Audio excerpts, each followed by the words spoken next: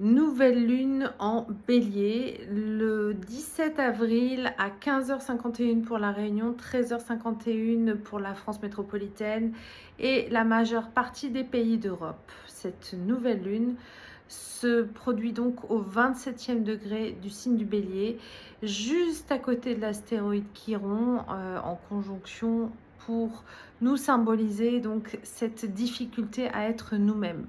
Chiron, c'est notre blessure d'incarnation. C'est là où nous avons une difficulté à pouvoir être pleinement ce que l'on souhaite.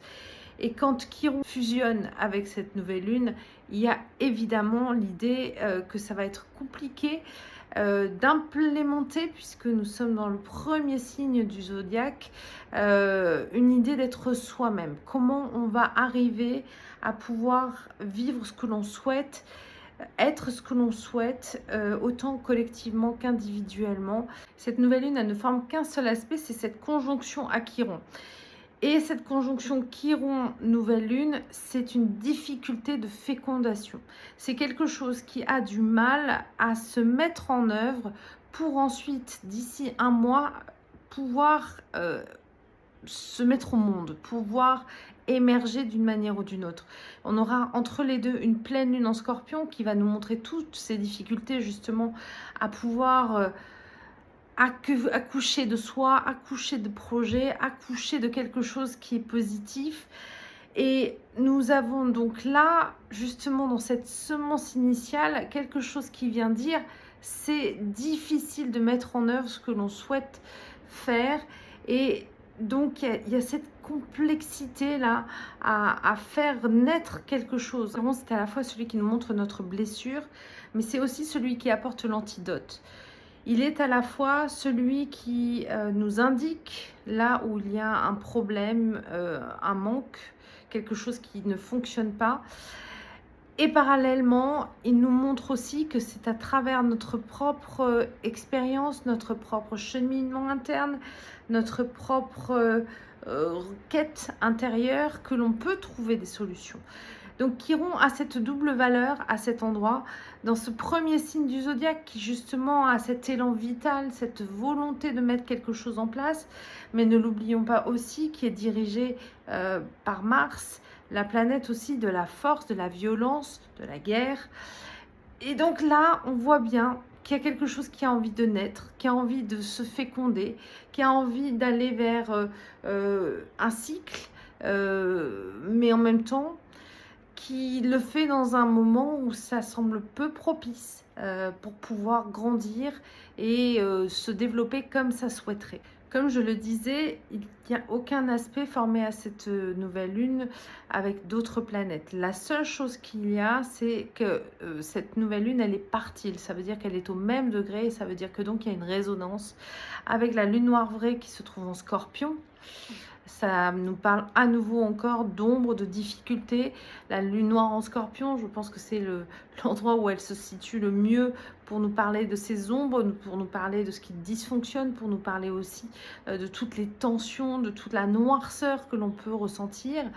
Et Vesta en Poisson au 27e degré également, elle parle de faire la guerre, mais au nom de la paix, au nom de l'univers. Elle est dans le signe du Poisson, donc elle est dans le signe de ce qui nous rallie au tout.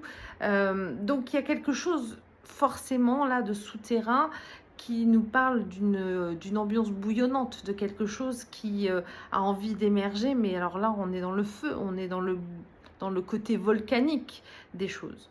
Ce côté volcanique, de toute manière, il est très clair parce que actuellement dans le signe du Bélier, donc ce signe de feu dont je parlais, il y a 7 planètes et astéroïdes qui sont dedans. Donc on a quand même un condensé d'énergie qui se situe dans ce signe, qui ont envie de mettre en œuvre des choses, et dont Mars qui est chez lui. Et Mars, lui, il est pris en étau entre Saturne qui se retrouve en chute dans ce signe. Donc Saturne à la base, ce sont les limites, ce sont les règles et les lois. Quand une planète est en chute, elle a du mal à pouvoir être pleinement dans son énergie. Donc ça veut dire que ses limites et ses lois, elle n'arrive pas à les imposer ou à les mettre en œuvre telles qu'elle aimerait le faire. Avec Mars à côté, évidemment, qui a envie, lui, d'être dans ce mode explosif, on sent bien que forcément, il y a une implication. Il y a Mercure également qui est conjoint à Mars parallèlement aussi. Donc, la parole, la communication peut être explosive. À côté de Mercure, toute dernière planète qui pousse tous les autres en fait, hein, c'est Neptune. Et Neptune donc, est conjoint à Mercure. Neptune, ça reste quand même l'amour inconditionnel. Donc l'amour inconditionnel qui est dans ce signe du Bélier, c'est aussi une volonté d'aller vers quelque chose qui soit bénéfique, mais forcément avec l'ambiance aussi de toutes les planètes précédentes.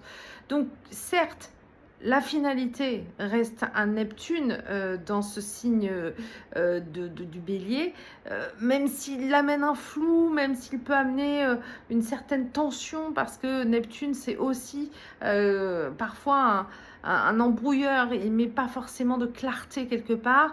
Cette nouvelle lune, c'est le feu qui couve et elle va aussi être le précurseur du passage d'Uranus en Gémeaux, puisque durant la quinzaine entre la nouvelle lune et la pleine lune, le 26 avril exactement, Uranus passera donc dans le signe des Gémeaux et va accélérer forcément un processus. Donc on verra exactement de quoi il s'agit, mais on est vraiment en ce moment dans quelque chose qui va monter crescendo et qui parle de monter en puissance dans ce feu, dans cette tension explosive. Et nous allons bien sûr voir de quoi il s'agit dans 15 jours, mais on sent bien qu'avec cette pleine lune en Scorpion, on va pas être au moment le plus sympathique de l'année. Voilà. Puisque je suis dans une île volcanique, nous sommes exactement dans le trémor, c'est-à-dire cette montée du magma là qui va à un moment forcément partir et exploser.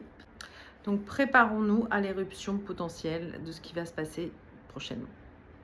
Je suis Céline Stella, astrologue et médium. Si vous souhaitez faire une consultation d'astrologie, je vous invite à voir les liens ci-dessous de ma vidéo. Et bien sûr, si vous souhaitez également vous former à l'astrologie pour comprendre peut-être un peu plus en avance que je détaille chaque quinzaine, je vous invite à voir bien sûr les formations disponibles également sur mon site. Je vous dis à bientôt.